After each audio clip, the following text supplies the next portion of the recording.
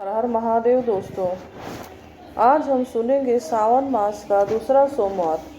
सनातन धर्म में सावन के महीने को पवित्रता और भक्ति का चरमोत्कर्ष माना जाता है।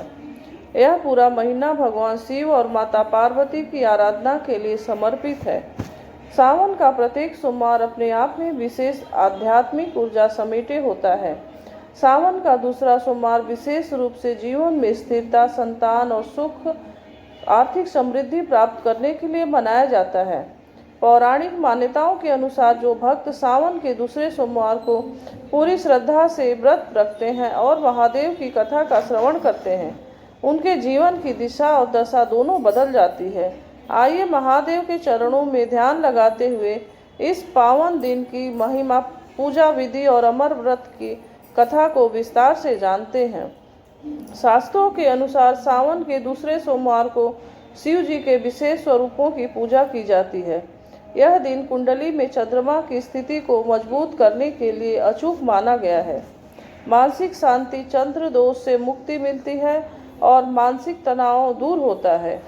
इच्छा पूर्ति, कुंवारी कन्याओं को मनचाहा वर मिलता है और वैवाहिक जीवन में मधुरता आती है। अखंड सौभाग्य, सुहागिन महिलाओं को अखंड सौभाग्य का वरदान मिलता है। दोस्तों, सावन मास के सोमवार की संपूर्ण व्रत कथा शिव पुराण कथा के अनुसार इस प्रकार है। साहूकार और शिव कृपा। प्राचीन काल की बात है, एक नगर में एक अत्यंत धनी साहूकार रहता था। उसके पास धन दौलत, महल और गाड़ियां सब कुछ था। समाज में उसकी बहुत प्रतिष्ठा थी। वह स्वभाव से दयालु, धर्मपरायण और दानी था। रोज सुबह उठकर भगवान शिव की पूजा करना उसका नियम था। लेकिन इस सब के बावजूद साहूकार के मन में एक गहरा दुख था। उसकी कोई संतान न थी। संतान न होने के कारण वह और उसकी पत्नी दिन रात चिंतित रहते थे। साहूकार हर सोमवार को पूरी निष्ठा के साथ भगवान शिव का व्रत रखता था। वह शाम को शिव मंदिर जाकर घी का दीपक जलाता था और माता पार्वती व भोलेनाथ से संतान प्राप्त की गुहार लगाता था। माता पार्वती की दया और शिव का वरदान। साहूकार इस निश्चल भक्ति को देखकर एक दिन माता पार्वती बहुत प्रसन्न हुई। उन्होंने भगवान शिव से कहा, हे प्राणनाथ, यह साहूकार आपका परम भक्त है। यह इतने वर्षों से आपकी सेवा कर रहा है, लेकिन संतान न होने के कारण इसका जीवन अंधकारमय है। कृपा करके आप इसकी मनोकामना पूरी कीजिए और इसे एक पुत्र का वरदान दीजिए। भगवान शिव ने मुस्कुराते हुए कहा, हे देवी, यह संसार कर्म प्रधान है। इस मनुष्य के भाग में पुत्र का सुख नहीं है। इसके पूर्व जन्म के कर्मों के अनुसार इसके जीवन में संतान का योग नहीं लिखा है। यदि मैं इसे पुत्र दूंगा तो वह भी अधिक समय तक जीवित नहीं रहेगा। परंतु माता पार्वती ने जीत पकड़ ली। उन्होंने कहा, हे प्रभु, यदि आपके द्वार से भी कोई खाली हाथ लौट गया तो संसार में आपकी भक्ति पर से लोगों का विश्वास उठ जाएगा। आपको इस साहूकार की पुकार सुननी ही होगी। माता पार्वती के बार बार आग्रह करने पर भोलेनाथ पिघल गए। उन्होंने साहूकार को पुत्र प्राप्ति का वरदान दे दिया, लेकिन साथ ही एक कठिन शर्त भी रख दी। शिव ने कहा, हे साहूकार, तुम्हें पुत्र रत्न की प्राप्ति तो होगी, परंतु तुम्हारे इस पुत्र की आयु केवल 12 वर्ष की होगी। 12वें वर्ष में इसकी मृत्यु निश्चित है। पुत्र का जन्म और साहूकार का धैर्य। साहूकार मंदिर के कोने में बैठकर भगवान शिव और माता पार्वती की यह बातचीत सुन रहा था। उसे न तो बहुत प्रसन्नता हुई और न ही बहुत दुख। उसने इसे शिव की इच्छा मानकर स्वीकार कर लिया। उसने पहले की तरह ही अपनी पूजा और सोमवार का व्रत जारी रखा। कुछ समय बाद साहूकार की पत्नी गर्भवती हुई और उसने एक बेहद सुंदर और तेजस्वी पुत्र को जन्म दिया।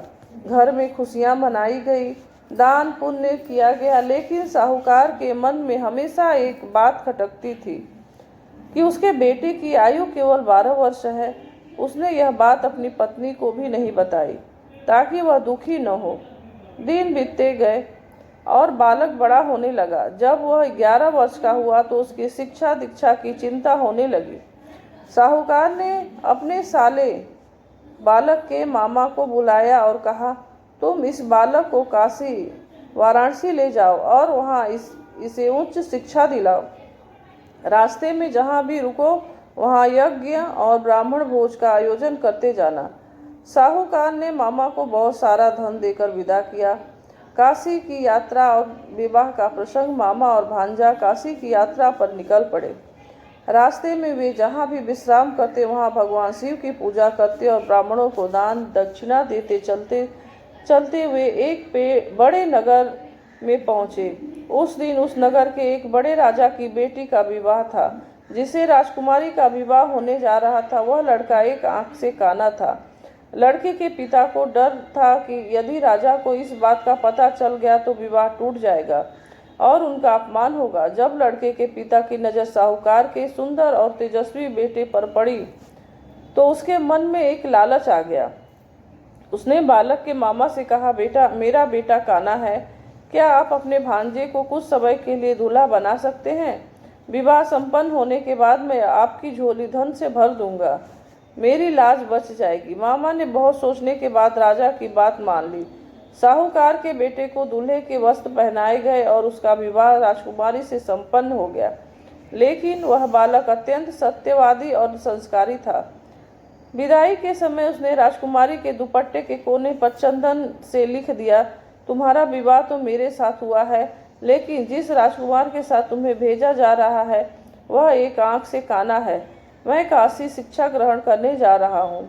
जब राजकुमारी ने वह संदेश पढ़ा तो उसने काने राजकुमार के साथ जाने से मना कर दिया।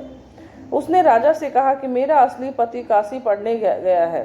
राजा ने बारात को वापस लौटा दिया और अपनी बेटी को महल में ही रख लिया। उधर मामा और भांजा आगे बढ़ते हुए काशी पहुंच गए। काशी पहुंचकर बालक एक गुरुकुल में शिक्षा ग्रहण करने लगा।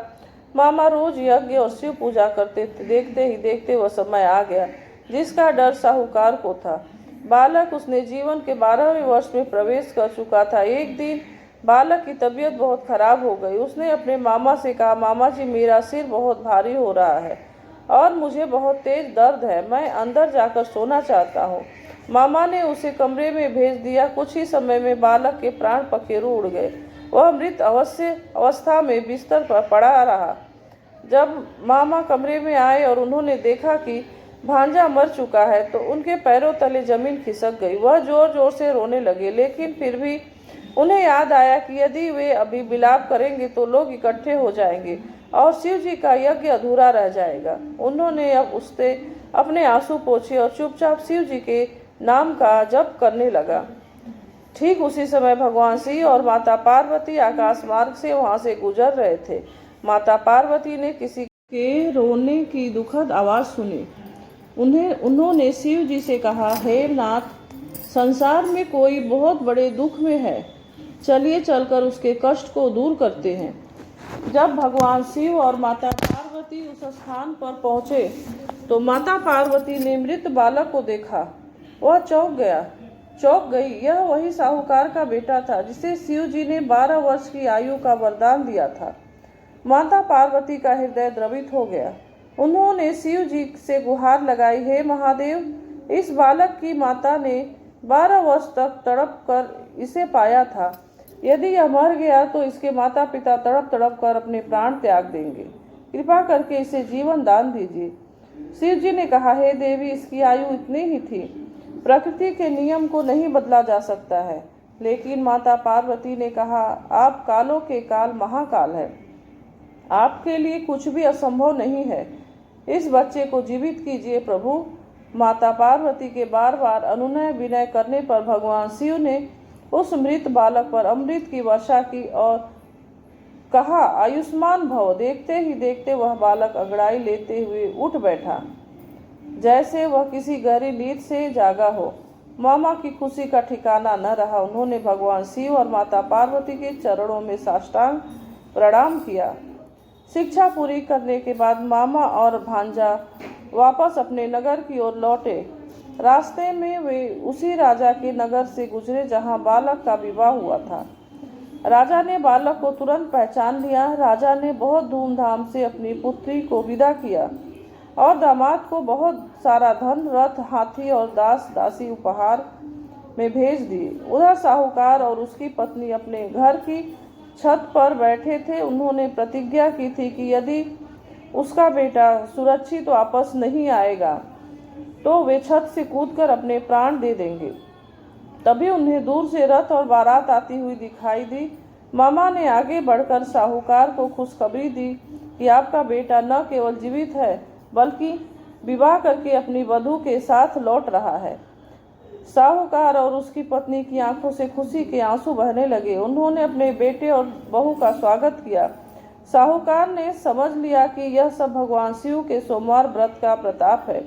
उस दिन के बाद से पूरा परिवार और नगर के लोग सावन सोमवार का व्रत और कथा पूरे नियम के साथ करने लगे। उनके घर में कभी न धन